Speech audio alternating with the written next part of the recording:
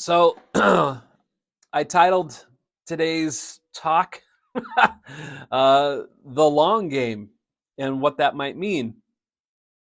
So last night at about 10:30, I had about an hour prior to that, I got home from recording the song over at Gemini Studio for the next midline deal, and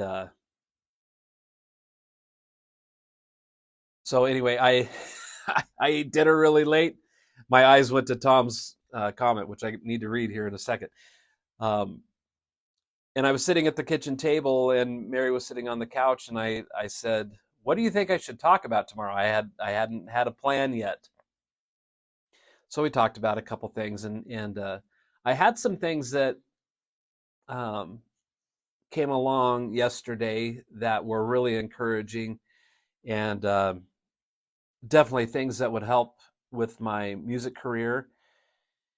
So and yesterday it's also when I did this Zoom meeting with Bart Robley on, things I need to have um, finalized for teaching online. And not only that, like what's going to be required of the student on their end so that they can have a great experience too. So um, that was one cool thing that I did yesterday. And then I had some encouraging emails come through on some stuff I'd been working on for a long time. And so long that I kind of was thinking, instead of continuing to chase those avenues, I would probably give it a rest throughout the summer and maybe come back to them in the fall. And so I was in that thought process when all of a sudden I got an email about one, and then maybe an hour later an email about a second one, and then later on in the evening another opportunity that I needed to respond to had suddenly appeared, and was presented to me by another musician friend who knows what my goals and intentions are, and thought that it would be something worth pursuing. So I had these emails to respond to and some correspondence, which was pretty nifty. So what does all that mean? I want to go back and catch Tom's comment here. Tom says, the long game. What is the quickest route for a young upcoming drummer to start making money with his or her skills? Yeah. Well, let's see if I can help answer or share my thoughts on that. Uh, I've talked about some of these things in depth on other shows, so I'll try not to get too far into those things. But Mary and I were discussing, like, what is the long game? And I think initially she might have interpreted it as the end game because she kept saying the end game. So maybe there's a difference between the long game and the end game. So the end game to me means this is something that's you reach a certain point and then it's over. Like you've achieved this thing, and congratulations. You don't have to do any of this stuff anymore. Um, Maybe the end game for some people would be winning the lottery. Okay, now that I won the lottery, I don't have to ever do anything else with my life. I can just, have as many Slurpees from the quick stop as I want, or DoorDash my life away. Good morning, John. The long game to me, which Mary and I discussed. So the late teens of 2000, uh, I was really feeling convicted, like I needed to commit to making music my life and my living. Not that music wasn't my life already, but I was doing other things for income to financially take care of myself and my family. And I was really thinking about, how do I pursue this musically and make it work and make it successful so that I can take care of myself and my family, because I have a responsibility as a husband and as a dad and um, as a man. uh, and to what am I trying to say? Blah, blah. Lost my train of thought a little bit. Anyway, I have responsibilities, and those responsibilities also include making a living. So how was I going to do that? Through music, through drumming. I had always been teaching drum lessons off and on as like a little side hustle, but not like from a huge business perspective. It was like, oh, I need to. It was a way to keep money coming in, so I could afford drumsticks and I could afford drum heads and cymbals and I could afford to do recording with my bands and things like that. So um, teaching was a way for me to earn some income that I could afford to do these other things without taking money out that was allocated to my family responsibilities, my mortgage, and things like that. Because I've done that, along the way. I've made a lot of bad decisions because it was all for one and one for all. So you take on a lot of debt personally to finance a band, and not just me. Like everybody in the band did this. Um, so there's a lot of risk and irresponsibility, as it might be perceived, um, and that causes stress too. The money causes a lot of stress. So anyway, how do I get into a mode where this is more of a business thing and it's something I enjoy? So 2017 or so, I started digging in deeper and deeper. 2018 even more. 2019 even more. Um, I really felt, Midline wasn't really doing much. It was doing some, but not at the level that we did when we were younger.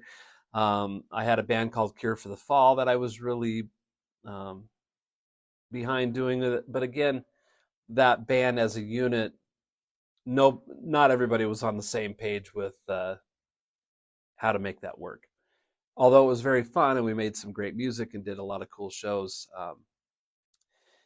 it was kind of going down the same path that most bands that I've been in go down. Is not everybody's in the same lane, so to speak.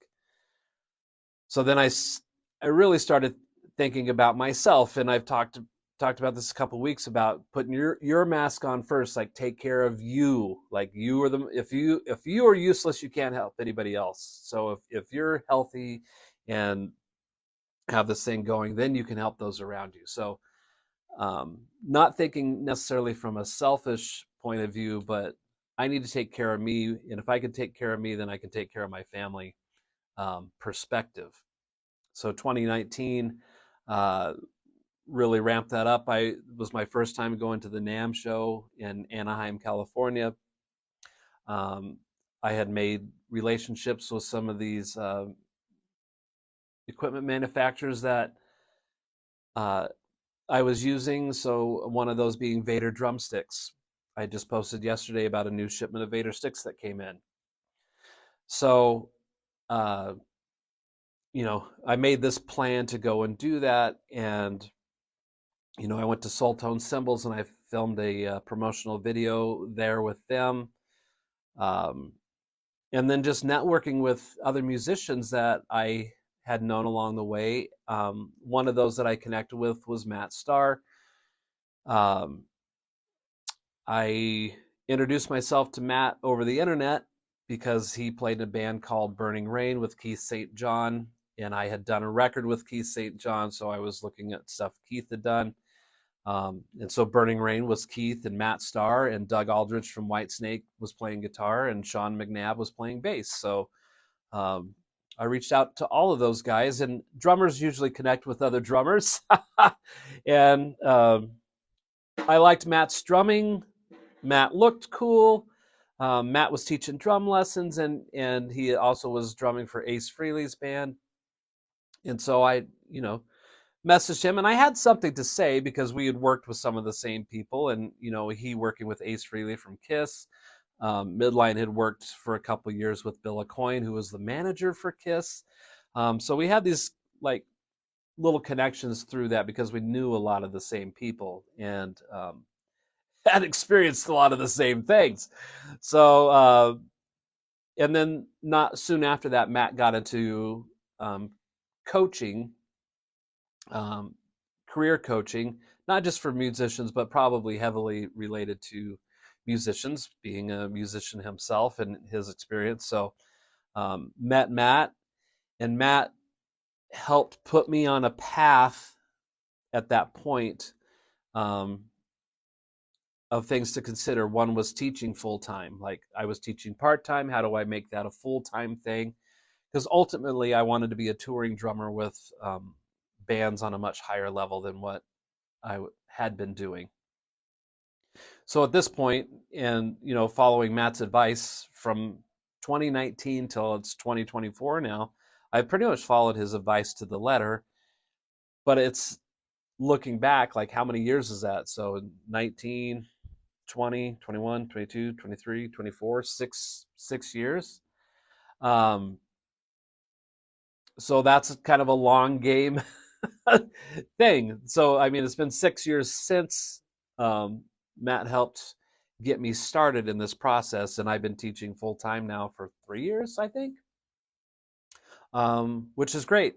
Like I mentioned, tomorrow's May. It's like, where'd this year go already? Time just happened so fast.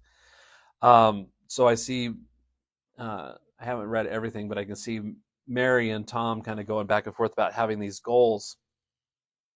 So the long game, it's like, I want to achieve this thing. So for me, and Mary and I have done this a handful of times now. We have this, some people call it a vision board. I just call it a plan of attack, but it's hanging in the control room. And it's these two big pieces of paper. And so when it started out, it said the goal was to be a full-time self-sufficient drummer. So that meant that I was taking care of myself first. I put my mask on first. And I'm thankful too that I have a wife that's really supportive of this vision, and she's been on board with it since day one. As frustrating as it's been from time to time.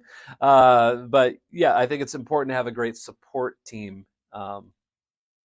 So that helps a lot. So I have somebody to help me along this way who is not only supportive, but somebody you're accountable to as well.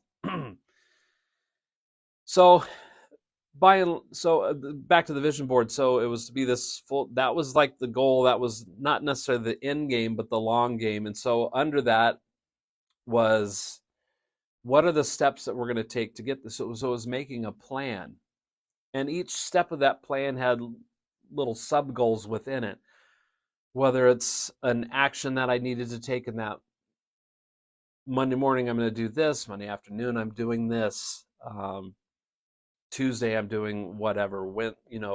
Or this month, I'm going to accomplish whatever that thing is. And so all these little steps, add up to bigger goals. And it was just, we were both very driven, like this was the thing. So we started that in 2019, I think. That was, or maybe 2020, somewhere around there. The timeline gets a little blurred because so much has happened since then. But that's where it started, and we've had, a handful of revisions of this vision board as things progressed along the way. But it's and so much of this has to do with Matt Starr's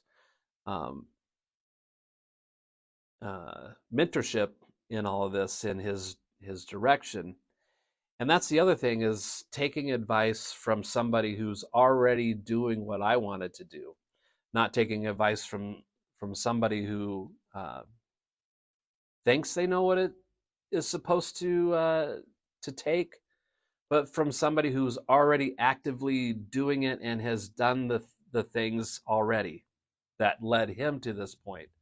So, um, I used to work for Stan Latham from Latham Landscaping, and sometimes Stan is on here. I don't know if he's watching or not. But Stan started this landscaping business early 90s, I think, and as a part-time deal. And I was working at the airport, and I've been friends with Stan already for several years, and he needed help. So I would go work my job, and then I'd go work in the afternoon with Stan, and I watched Stan build his company to where it is today. I think when I worked with him, he drove like this red Chevy Blazer with a small red trailer, and it was completely overloaded. Probably working that vehicle way too hard, but it was a start. But I remember Stan's house that he lived in at that time. He had this picture on his fridge with this quote, and this picture was like of a house, kind of like a mansion type house, and I think it was on a lake or something. It was very high end looking residence, but it had this quote, and I never forgot it. It said, only follow those who have been where you want to be, or something along that. And I never forgot that. And so I think it really coincides with what my commitment became in 2019, and I've stuck with that, and it continues to grow and grow and grow. And along the way, with Matt's friendship that I've built, and his advice and things like that, other people like Matt have come into my life that support these ideas and this way of thinking. And change your mind, change your life. That was something Matt used to say all the time. And so there's these little things that he said along the way that I keep reminding myself of. And I would be kidding myself if I said that I work on this every second of the day. No, I do have moments every once in a while where I think, today I'm going to watch TV. Today is a chill day or whatever. That does happen occasionally, but that's not an ongoing thing. I have to do work. I have to progress along here. So Matt's things when I met him in 2019 was make teaching full time. Like, that was my number one goal.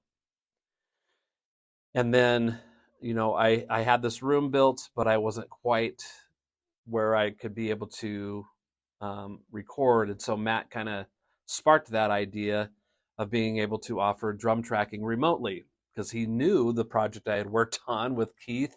And so he kind of knows my abilities and things like that. So my abilities weren't in question, just my business mind is what needed work. So, some people think I just got to spend more time in my basement learning my instrument, and then things are going to fall from the sky. It's, there's a lot of incredible musicians that we'll never hear about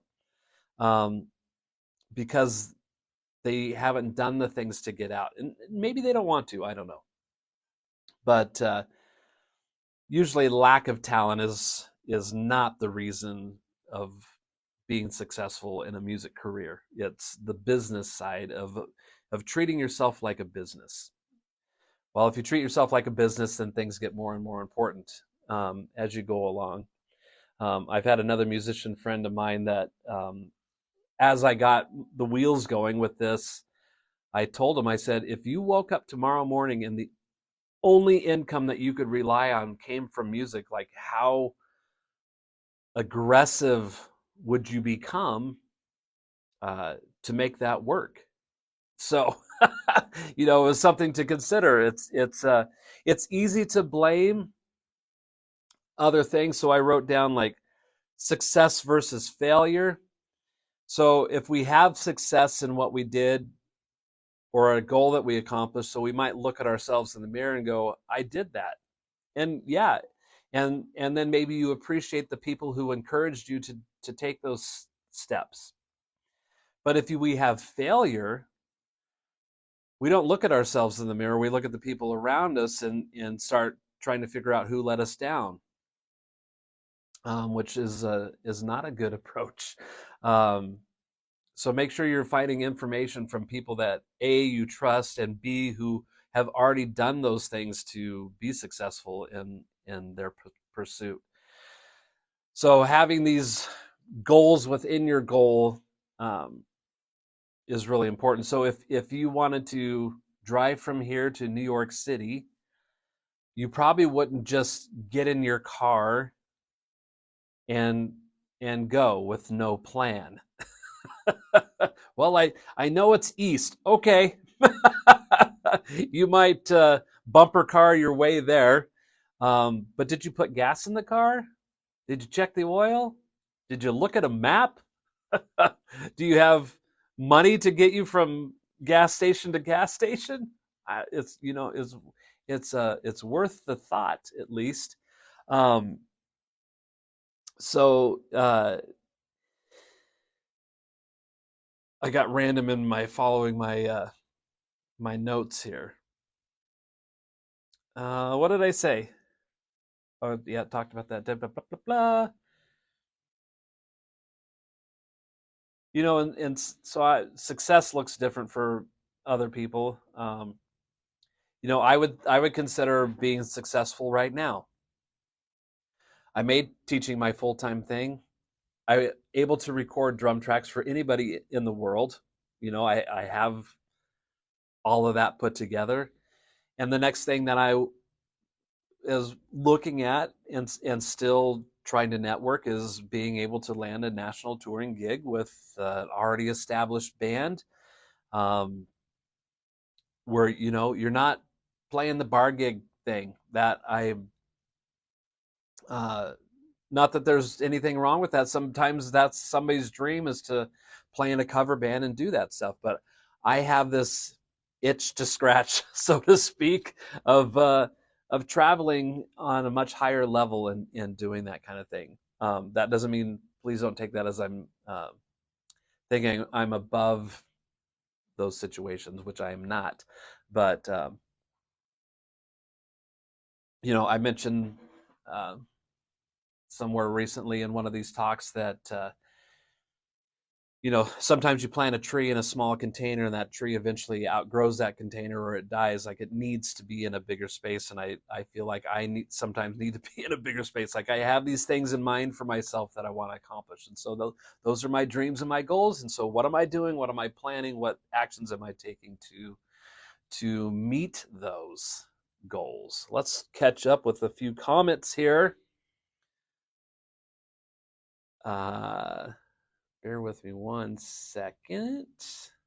So Mary was responding to Tom. It's about having goals and taking the steps to reach those goals. Tom says, Mary agreed, achievable goals and design steps. Yeah, all of which I'm talking about.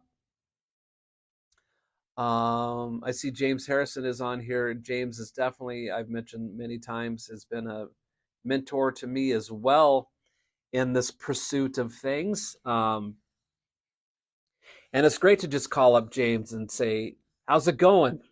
And maybe that's all the conversation is. Or recently we were discussing about how to count 16th note triplets, which that can be different for a lot of people. Greg says, in the beginning, I didn't get hired because I was good. I got hired because I answered the phone and showed up on time. LOL. You could have probably left off the LOL, Greg. And the only reason I say that is that's a smart business move. And I don't think that's anything to laugh at necessarily. Yeah. Which will bring me to my next quick little point. And I'm going to make a little note so I don't forget here. Because I can forget things within 30 seconds. James says, I respect your diligence to stick to your plan. Having to support a family had to have made it harder, but you continue to thrive. Kudos to you and Mary. Thank you very much. Thank you very much. Tony says, good morning, Fishers, and my buddy Doug, my neighbor. I have awesome neighbors. Is hanging out here. Yeah. Well, on a side note to that, James, is when Mary, when I started, first of all, I was friends with Mary before we became a couple, an official couple. She was just awesome to be around. I'm not saying she's not awesome to be around now, but I mean, she was just a cool chick. And Mary likes to do stuff and be involved with things, and so that made that friendship really easy.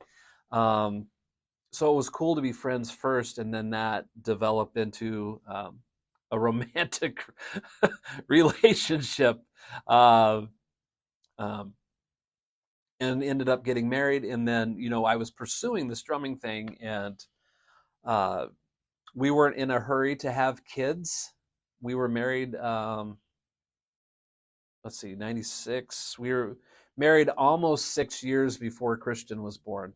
I know some people have kids like boom right away. That's, if that's your thing, that's your thing. But I was thinking more in terms of having a music career. And so I didn't want to be gone and have small children at home and things like that. But at any rate, so kids eventually came along. But one thing that Mary said is that when we had kids, she didn't want to work. And which I was cool with. So aside from having some short-term jobs in there, more or less, Mary's been a full-time mom, which is an incredibly huge job within itself. And then helping me is a lot of commitment too. So it wasn't always easy, but we survived it, and here we are. So yeah, thank you for that. So kind of going back to something Greg said about being open for business, and it wasn't necessarily his ability that was getting him work. It was his business mind. Like, let me read. He said, in the beginning, I didn't get hired because I was good. I got hired because I answered the phone and showed up on time. Yeah, that's so important. That's so important. If you're in business, then be in business. If you're in business and don't answer the phone or return emails or things like that, then they're on. People want to hire us in whatever job we're in. So that comes back to some of Matt's coaching and others like him that I've talked to is make it easy for people to find you. Make it easy for people to pay you, and make it easy for people to rehire you. So those are all important things, and I've taken those suggestions quite seriously and literally to keep moving things along. So the long game, we could talk about goals forever because there's a lot of things to aspect. There's a lot of things to consider.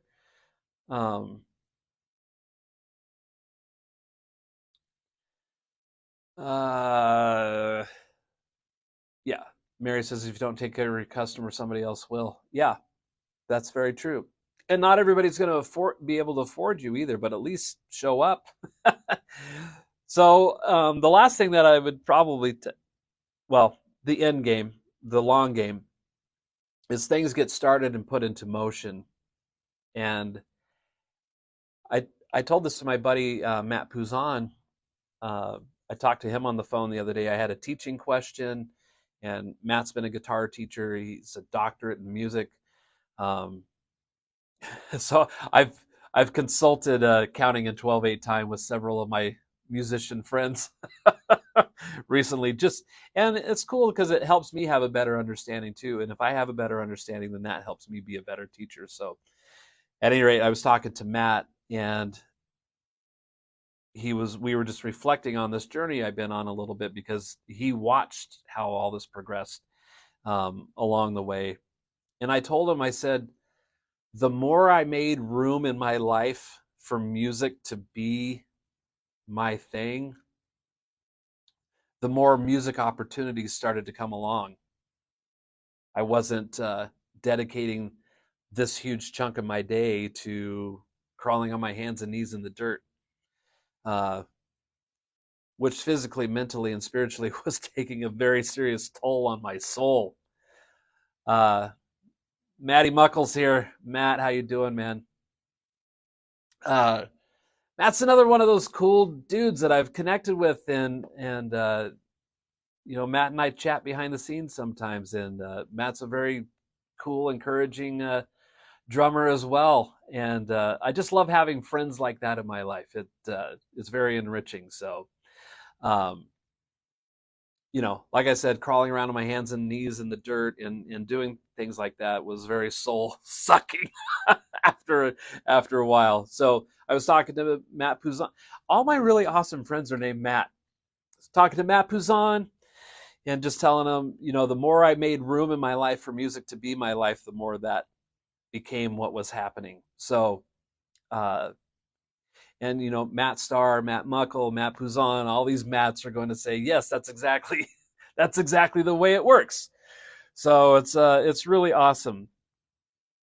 When I got this recording situation going here in my studio, I tell people I bought Mary a job because I bought all this equipment, but I hadn't, I've been in recording studios off and on my whole life and watched the process, but didn't really understand how to run it. So here I buy all this equipment and start putting it together and basically hand the keys over to Mary and say, okay, here you go. Thankfully, she dove right in and has made serious leaps and bounds in her recording abilities. So we've had some people come along that, said good luck with that, and not very encouraging. And then there's this thought that it takes 10,000 hours to become good at something. So kind of bouncing off what Greg was saying is he was open for business. And I told Mary the same thing. I said, we don't have the luxury of 10,000 hours to reach a certain level and then turn on the open sign. Like, we have to be open for business right now. So good luck, babe. Get on it. Figure this out. No pressure from me whatsoever, but Mary's very motivated too in putting that together. So, and Mary agreed. We don't have 10,000 hours to try to hone this craft and then be open for business. Thankfully, our early on clients were great friends and looking at this an opportunity to get in here and start working, but the patience of there wasn't any hard deadlines put on Mary to get things done. So Mary says, and who even knows they have 10,000 hours in their life? Yeah.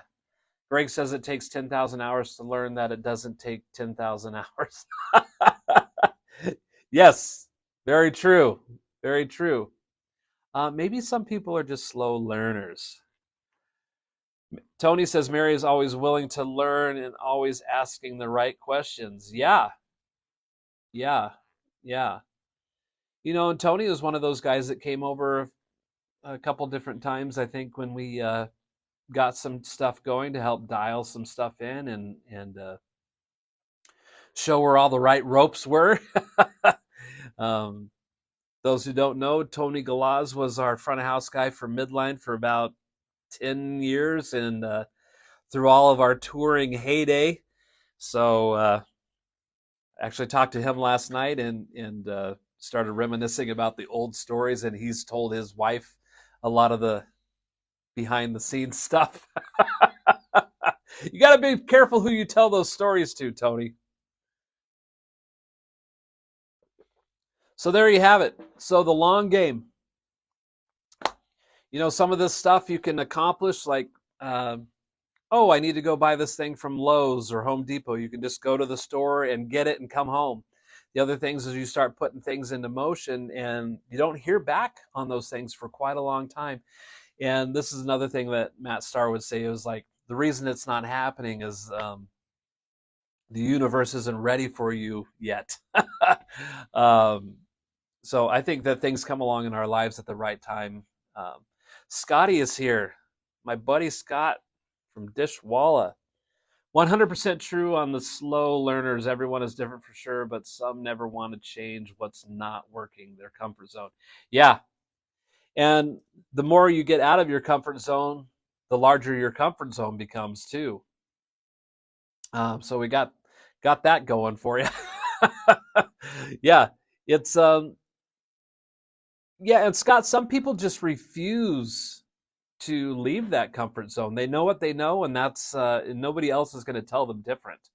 Um, and they may be those people that come at people like ourselves and say, you should do these things. Well, not if I want to be stuck in this little circle. Where's the road out of here? That's the world we want to live in, right, Scott? Not the cul-de-sac. Joff Stone is here. White belt mentally for life. Wow, that's a profound statement, Mr. Stone. Yeah. Being in the martial arts world, is white where you start?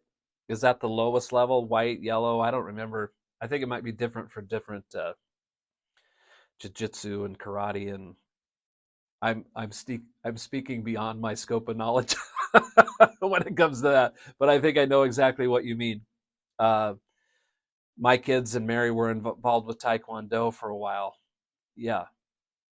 Yeah, it's a progression. Mary says white is beginner. Very true. Just that mentally. Always learn. Yeah, for sure. So there's the long game story. uh, sometimes when you go to somebody and asking for advice and direction in your life or with your career, sometimes we expect them to do the work for us. If I went to Matt Starr and said, hey, I want a national touring gig, he didn't go, oh, Skid Row needs a new drummer. Let me put you in touch with Rachel Bolan.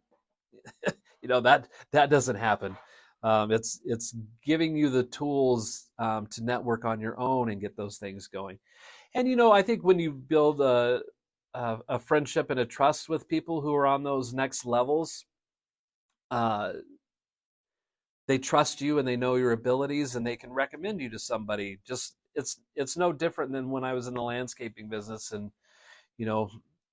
I build a pond for somebody or do some kind of brick paver patio. This person had me do it, then they recommend me to other people. They've seen my work and they trust me and know I'm a man of my word and I was within budget and everything was fine. It's business. It's business, right? Trust, knowledge, and having a rapport with somebody. I think that's really important. And also, you can have this friendship with people without the intent of I'm going to be friends with this person because eventually they're going to do something for me. Why not just be friends with somebody because they're cool? Nothing ever strange is going to happen if you view that. But if you do know people and you're interested in what they're doing and excited for what they're doing and they're interested in you and excited for what you're doing, when opportunity comes along, they might think, oh, who would be great for this person. And I think that's really how it all goes down. So there you have it. I hope I didn't confuse anybody, but I love what Joffrey said about being a white belt mentally for life. Tony says, been at it for 25 plus years. I think I'm at purple. We'll never be black belt. There is always something to learn. will never be best. There is someone who knows more. Yeah. And I remember when Tony first got started. Dave says, I'm not usually up this early, but I'm glad I checked this out. Well, Dave, welcome to the party. Welcome to the show. And there's always the replay, Dave. But I appreciate you checking in, man. Guys, all thanks so much for hanging out. Muckle, Scott Alexander. Scott Alexander, my buddy in Dishwalla. They've been out doing shows with Creed, because it's the Creed 99 Remembered Summer Tour thing. I don't remember what it's called exactly. But at any rate, it's cool to see my buddy out doing cool stuff. So Mary says, Tony Gloss, there are different levels of black, though. Yes, very true. So awesome friends doing awesome things. I love it. I love it. You guys have an awesome day. I've said awesome like 12 times now because it's awesome to say awesome. It's Taco Tuesday. Also, don't forget that. And Taco Tuesday is awesome.